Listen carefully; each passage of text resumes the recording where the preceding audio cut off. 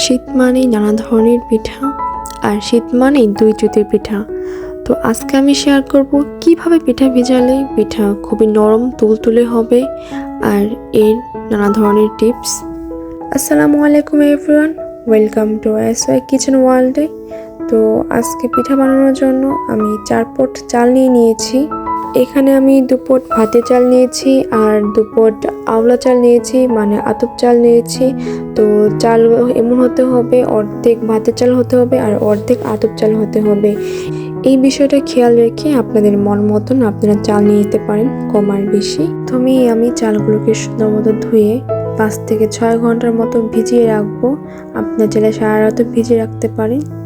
ধুয়ে আমি চালগুলোকে ব্লেন্ডারে ব্লেন্ড করে আবার একটু পাটায় বেটে নিয়েছি, যাতে কোনো দানা না থেকে যায়, যাতে পিঠাটা নরম হয়। এখন আমি স্বাদ মতো লবণ আর হালকা কুসুম গরম পানি দিয়ে এই চাল বাটাটা মেখে নিব, যাতে মিশ্রণটা খুবই সুন্দর হয়। এখানে আমি হাতের সাহায্যে মেখে নিচ্ছি, আপনারা চাইলে চামচ ব্যবহার করতে পারেন। আর বারবার পানি দিয়ে আমি এটাকে পাতলা করে নিব যতটুকু আমার প্রয়োজন হবে। দেখতে পাচ্ছেন আমি কিভাবে করছি, ঠিক এভাবে করলে বেশি ভালো হবে। থিকনেসটা ঠিক এমন আসতে হবে, বেশি ঘন করা যাবে না, আবার পাতলাও করা যাবে না, মিডিয়াম রাখতে হবে। সো আমার পিঠার ব্যাটারটা কমপ্লিট হয়ে গেছে। এখন আমি দুধটাকে রেডি করে নিব।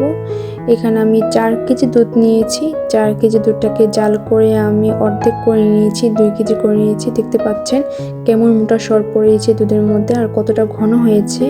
আপনারা এরকম ঘন করে নেবেন, এতে টেস্টটা ভালো আসবে। অন্যদিকে আমি শিরা জাল করে নিব, এবং শিরা জাল করে নেওয়ার জন্য এখানে আমি 1 কেজি মিঠা ব্যবহার করেছি। এটা আমি যে যতটুকু শিরা জাল দেব তার থেকে বেশি একটু পানি দিয়েছি।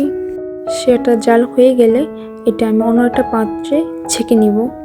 এখন আমি লোহার একটা কড়াই নিয়ে নিব, আর লোহার কড়াইটাকে আমি কাপড়ের তেল মেখে এটা একটু মুছে নিব, যাতে পিঠা দিলে সুন্দর মতন উঠে আসে।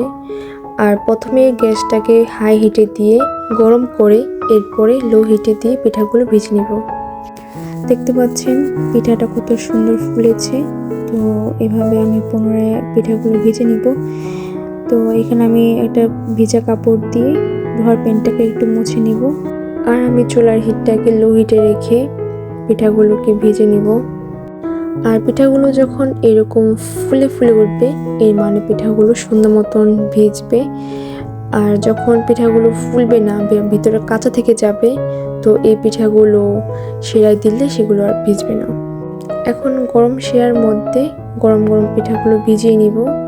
আপনারা অবশ্যই গরম শিরার মধ্যে গরম পিঠা ভেজাবেন এবং এটাকে ঢাকনাতে ঢেকে রাখবেন। তো এখন দেখতে পাচ্ছেন আমার পিঠাগুলো ভিজে গেছে। তো যখন পিঠাগুলো এরকম ভিজে আসবে, তখন আমি জাল করে রাখা দুধগুলো এর উপরে দিয়ে দিব আর একটু ঝেঁকে নিব, যাতে দুধটা নিচের দিকে যেতে পারে।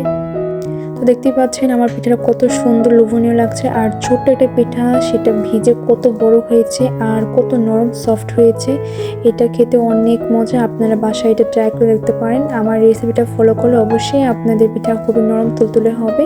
তো আজকে এই পর্যন্তই। আল্লাহ হাফিজ।